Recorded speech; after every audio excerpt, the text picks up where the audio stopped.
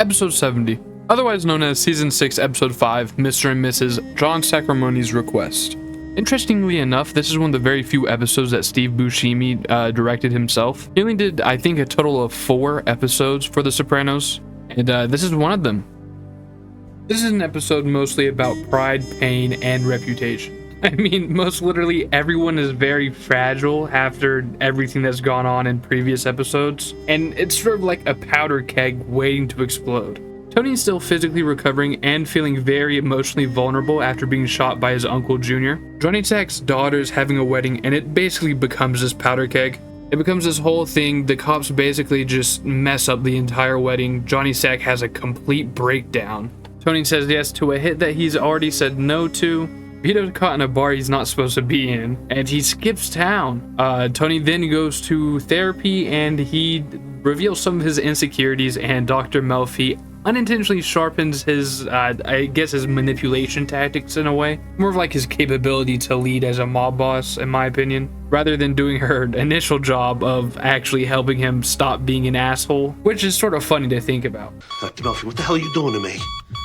So first, let's start off with Johnny wanting Rusty killed. Basically, Johnny Sack, the leader of the Louis Pertozzi crime family, wants this other character Rusty killed because he thinks Rusty could potentially take his role as crime boss.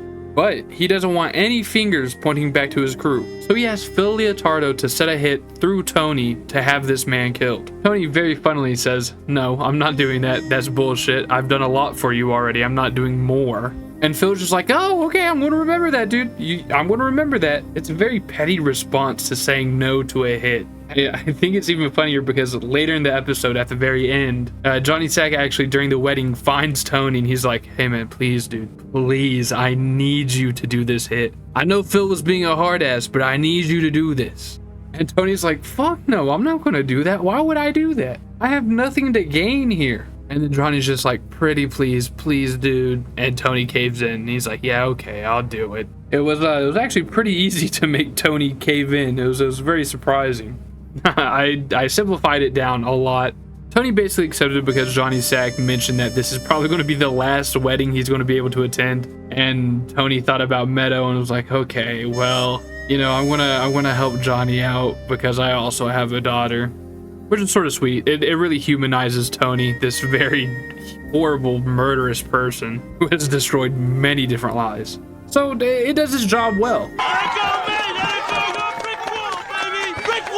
Now the main section of this episode was the wedding, of course. Johnny spent like $450,000 on it, which is a ridiculous amount. Even for mob bosses, that's a lot. I could never imagine doing that.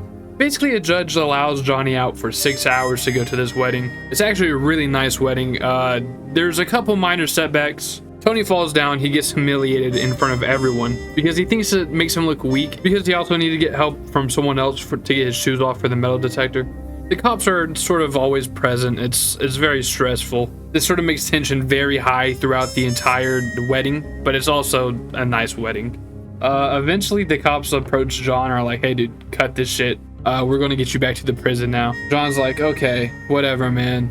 He sort of puts up a fight, but he ultimately concedes and goes with him. He goes and he tries to see his daughter get driven away. The cops do this really big scene. They basically pull out in front of his daughter while she's driving away with her husband in a ceremonious way. Just ruined the whole ceremony basically. And they shove him into a car. He starts breaking down crying basically because he died. It's the last time he's going to see his daughter, right? He's going to jail for life, excluding visits, obviously, my bad.